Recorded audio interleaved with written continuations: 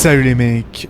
Imaginez un mélange improbable entre le cadre insouciant, ou peut-être pas si insouciant que ça, de l'aquarium du monde de Nemo, la violence ultra brutale de Watership Down avec les lapins qui se massacrent pendant 1h30, et une touche de l'ambiance de la scène dérangeante du sushi, là, dans l'île aux chiens. Eh bien, si on mélange tout ça, eh bien on obtient effectivement un cocktail improbable du nom de Padak, un film d'animation sud-coréen qui est sorti en 2012 et qui s'aventure loin, très loin des territoires familiers des contes pour enfants habituels dans les films d'animation, puisque dès les premières minutes, le ton est donné, ceci n'est pas un film pour les enfants, malgré le fait que l'affiche du film pourrait suggérer une aventure légère et charmante, avec effectivement une petite référence à Nemo, puisque l'on voit des poissons clowns un peu de ci de là, mais bon, vous l'aurez compris, Padak révèle rapidement un monde cruel où la survie et le désespoir règnent en maître, avec des scènes ultra violentes et ultra brutales, de meurtres de poissons, de cruauté animale explicite et une atmosphère de claustrophobie oppressante avec les aquariums et tout ça.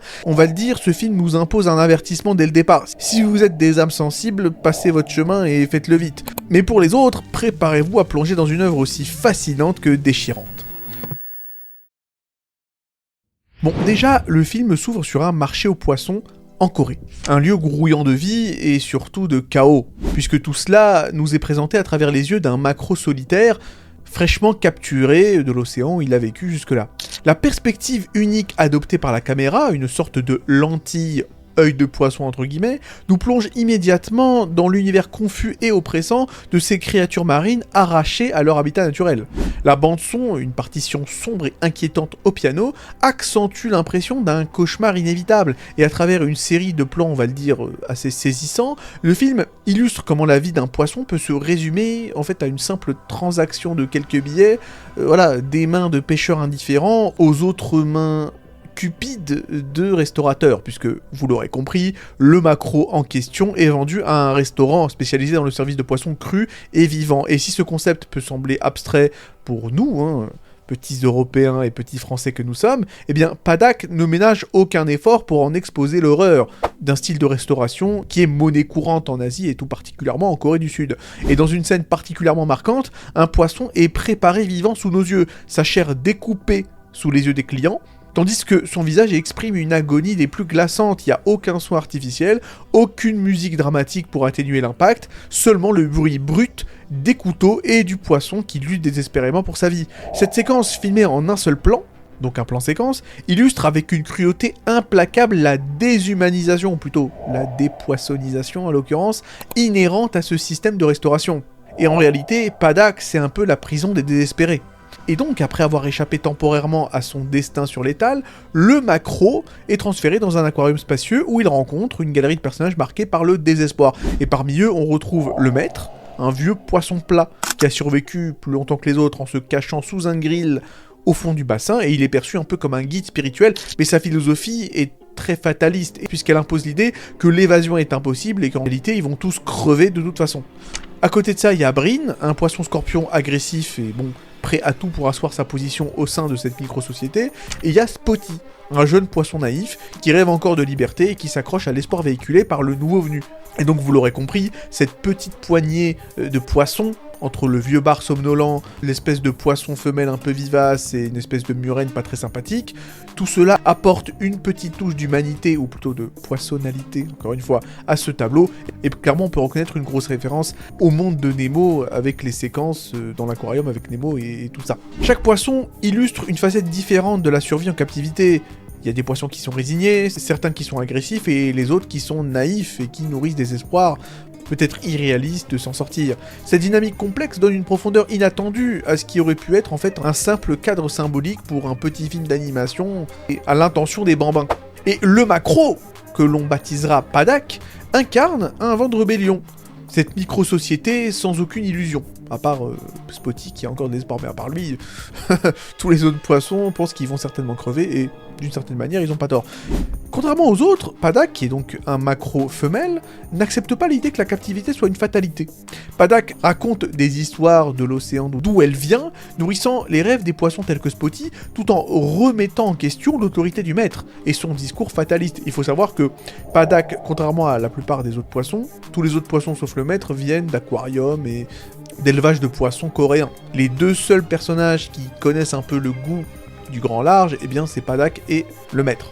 Et cet esprit rebelle de Padak n'est pas sans conséquence, puisqu'elle se heurte rapidement à la cruauté de ses compagnons, qui bien que prisonniers eux-mêmes, ne se montrent pas pour autant compatissants. Et une scène particulièrement marquante illustre cette brutalité. Les poissons affamés dévorent sans scrupule l'un de leurs semblables qui vient de crever. L'ironie tragique de la situation est dévastatrice. Ces créatures si proches de partager un destin commun, eh bien, finissent par s'entretuer et deviennent leurs propres prédateurs. Et lorsque Padak tente une première évasion, elle échoue.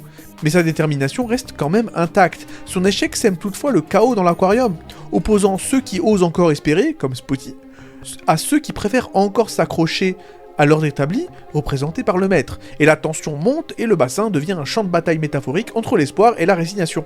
Et alors que le film s'oriente vers son troisième acte, Padak intensifie son propos, et quand je dis Padak, là je parle pas de la femelle macro, mais bien du film, il accentue son propos, sa brutalité, et il abandonne résolument toute illusion de réconfort pour plonger pleinement dans l'absurde cruauté de son univers. Et ce qui commence comme une quête désespérée pour la liberté, se transforme rapidement en une méditation sur la survie, le sacrifice, et sur la cruauté également de ce système de restauration, du fait effectivement de manger les poissons vivants. Bon, après un énième échec de Padak et un accident où elle faillit presque se faire tuer par une espèce de statue avec une épée qui se détache, les autres poissons la croient morte. Spotty, le poisson le plus jeune et naïf, décide de poursuivre son rêve de liberté en sautant dans le bassin des crabes afin de tenter de les rallier à leur cause. Le problème, c'est que c'est plutôt une mauvaise idée, puisque au moment où Spotty assume enfin un rôle actif dans sa lutte pour la survie, en fait le problème c'est que les crabes tuent Spotty sans hésitation, brisant définitivement l'illusion qu'il existait un espoir collectif de s'en sortir en fait. Cette scène est d'autant plus déchirante que Spotty avait été un peu, montré comme le personnage le plus pur et optimiste du film. Sa mort, elle par contre, elle est ni optimiste ni pure, elle est brutale et sans cérémonie. Elle incarne la réalité implacable de ce film et de cet environnement. Même ceux qui rêvent de liberté ne sont pas à l'abri d'une fin tragique. Padak, finalement, est encore une fois ramenée dans l'aquarium principal, et elle ignore les véritables circonstances de la mort de Spotty. Elle voit le cadavre de Spotty qui s'est fait complètement déchirer par les cadavres, et elle blâme directement le maître, le vieux poisson plat, pour sa perte. Sa colère monte et débouche évidemment sur une confrontation violente entre Padak et le maître, mais cette explosion d'émotions et cette explosion de violence a des conséquences fatales puisque le maître n'a pas le temps de se cacher sous la grille et il est donc choisi par les clients pour leur prochain repas. Et la scène de la préparation du maître est l'une des plus intenses et visuellement saisissantes du film. À travers les yeux du maître, nous voyons les horreurs de la cuisine, les poissons vivants se débattant dans des casseroles bouillonnantes, des éclats de chair de poisson éparpillés un peu partout, et les clients insouciants qui savourent ce spectacle morbide. Et dans un détail poignant, une goutte d'eau coule sur son visage au maître, symbolisant une larme silencieuse face à la tragédie de son existence. Mais contre toute attente, les clients changent d'avis au dernier moment et le maître est renvoyé, vivant et indemne, dans l'aquarium. Cependant, cette rémission soudaine n'apporte aucun soulagement, car les clients choisissent finalement de manger du maquereau. Et là, je pense que vous le voyez arriver, Padak sera leur prochaine victime, et cette fois, il n'y a pas de miracle, il n'y a pas de suspense. Padak est tué sans aucune cérémonie, sans aucun embâge. Sa mort est aussi abrupte que choquante. On n'a même pas le temps de respirer que Padak est déjà servi dans l'assiette des clients. Et contrairement au maître, elle n'a même pas le luxe d'un moment de suspense ou d'une réflexion intérieure. Elle est simplement servie sur un plateau, encore vivante, tandis que les clients se moquent d'elle en lui fourrant une cigarette dans la bouche. Cette mort brutale et inattendue illustre l'essence tragique du film. Même le personnage principal, Padak, celle qui portait l'espoir d'un retour à la mer, n'est pas épargnée. Et donc, forcément, là, on est laissé dans un état de choc, réalisant que Padak, ce n'est pas une histoire de triomphe, mais c'est plutôt une parabole cruelle, sur la futilité de la rébellion dans un système oppressif. Mais ce n'est pas fini, puisque contre toute attente, attention plot twist, après la mort de Padak et de Spotty, et alors qu'il semble que tout espoir ait disparu de l'aquarium, eh bien le maître, qui pourtant était le personnage le plus cynique et le plus nihiliste, et le plus dénué d'espoir depuis le début du film, eh bien décide de s'inspirer du sacrifice de Padak, et d'enfin tenter sa propre évasion pour la première fois de sa vie. Ce moment, bien que tardif, marque une rupture dans le personnage du maître. Après des années de résignation, il choisit l'action, et la scène de son évasion est tendue, et même en fait haletante. Et alors qu'il se débat pour atteindre l'océan, le chef du restaurant tente de l'attraper, mais grâce à un fragment de statue que Padak avait utilisé plus tôt, il parvient à repousser son agresseur et atteint enfin la mer. Ce triomphe est toutefois teinté d'amertume. Alors que le maître plonge dans l'eau, libre pour la première fois depuis des années, nous avons droit à un dernier regard sur les poissons restant dans l'aquarium, condamnés à mourir un par un. Cette juxtaposition entre la liberté du maître et le sort des autres rappelle que l'évasion individuelle ne suffit pas à briser le cycle de cruauté systémique. Et vous l'aurez compris, là il s'agit d'une allégorie tragique. Le dernier acte de Padak transforme ce qui semblait peut-être être un conte d'espoir en une tragédie nihiliste, et à travers les morts de Padak et de Spotty, le film montre que même les rêves les plus nobles peuvent être écrasés par des forces cosmiques et indifférentes aux pauvres poissons. L'évasion du maître, bien que cathartique, est bien trop tardive pour sauver ne serait-ce qu'un fragment d'espoir. Avec Padak, on est un peu confronté à une œuvre qui subvertit les attentes à tous les niveaux. Là, c'est pas du Ryan Johnson qui subvertit tes attentes, mais à la fin t'as le seum. Non, ça subvertit tes attentes, mais à la fin tu dis merci, évidemment. Là où beaucoup s'attendaient peut-être à un film d'animation familial et léger, Padak s'avère être une exploration brutale et profondément réfléchie de la survie, de la cruauté systémique, du désespoir, et puis aussi de la restauration sud-coréenne un peu dégueulasse, quoi. Un peu triste, extrêmement cruelle, animalement parlant. Et alors que le générique défile, en fait, il est impossible de ne pas ressentir une certaine lourdeur, à la fois face à la tragédie des personnages et à l'impact du message du film. Padak, le film ne se contente pas de raconter une histoire, il met en lumière les pratiques inhumaines de l'industrie des fruits de mer, et l'industrie de la poissonnerie, de la restauration des poissons, sans détour ni adoucissement. Et contrairement à des films tels que Le Monde de Nemo justement, qui abordait subtilement le sujet de l'enfermement des poissons dans l'aquarium du dentiste, Padak pousse cette réflexion bien plus loin. Les séquences brutales, violentes, gore, montrant des poissons vivants tranchés, servis encore haletants, encore respirants, où les restes d'anciens compagnons flottant dans des bassins nous rappellent à quel point ces pratiques sont courantes, mais souvent ignorées par le public.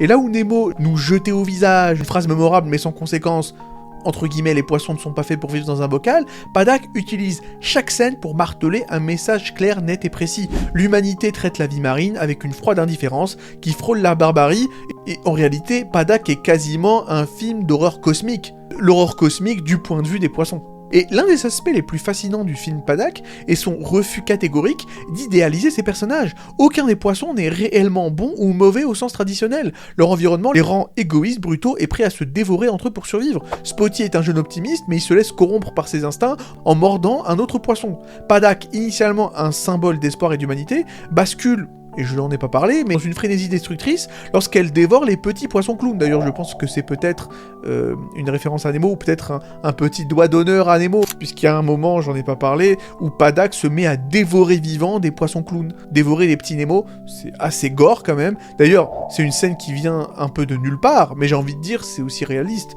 Les macros peuvent manger des petits poissons. Donc à la limite, là aussi, on ne peut rien dire. Et le maître, malgré son rôle de mentor et de sage, n'est pas exempt de lâcheté ou de manipulation. Même si le fait qu'il soit le personnage qui parvient à s'en sortir à la fin, ça franchement, jamais j'aurais pu le deviner, et je trouve ça extrêmement intéressant, bien écrit, bien amené, et surtout très surprenant. Et justement, le choix de tuer non seulement Spotty, mais aussi Padak, confère au film une audace rare dans l'animation. Les arcs narratifs des deux personnages semblent converger vers une éventuelle victoire, un moment de triomphe face à l'adversité. Mais au lieu de cela, leur mort soudaine et brutale nous rappelle que la survie n'est jamais garantie, et que même les personnages les plus vertueux ou les plus motivés ne sont pas à l'abri des aléas du destin. La scène finale montrant le maître s'échappant seul offre un répit momentané, mais ne parvient pas à effacer l'horreur des événements précédents. Sa fuite n'est pas une victoire collective, mais plutôt une échappatoire égoïste. Un miracle individuel. D'ailleurs, il laisse les autres poissons condamnés à mourir, y a rien qui change. Ça symbolise un peu le cercle vicieux de l'exploitation, où un individu peut parfois s'en sortir s'il a de la chance, mais l'ensemble du groupe, par contre, va devoir en payer le prix. Et d'ailleurs, puisque je parlais d'horreur cosmique un peu avant, justement, les humains dans ce film ont une animation rigide et un design des plus dérangeants. Ils sont un peu dégueulasses, on va pas se mentir. Mais d'après moi, je pense que c'est un choix intentionnel. Leur apparence un peu terrifiante accentue leur statut d'antagoniste déshumanisé. En revanche, les poissons sont animés avec beaucoup de fluidité et avec beaucoup d'expressivité, qui renforcent leur vulnérabilité et leur individualité. Mais bon, malgré sa qualité indéniable, Padak n'a pas atteint le succès qu'il méritait, en partie à cause d'une promotion maladroite, tentant de capitaliser sur la popularité du Monde de Nemo, alors que ce film c'est pas du tout le Monde de Nemo, vous l'aurez compris, le film a manqué son public cible. Pourtant, Padak avait le potentiel d'être un classique de l'animation indépendante, un film capable de susciter des discussions profondes sur les thèmes qu'il explore. Franchement, je vous le dis, Padak c'est je sais pas si on peut dire que c'est un chef-d'œuvre, mais quasiment. Quasiment, franchement quasiment un chef-d'œuvre. C'est vraiment un film qui questionne les spectateurs que nous sommes sur notre rôle dans les systèmes d'exploitation, sur la manière dont on perçoit les autres formes de vie.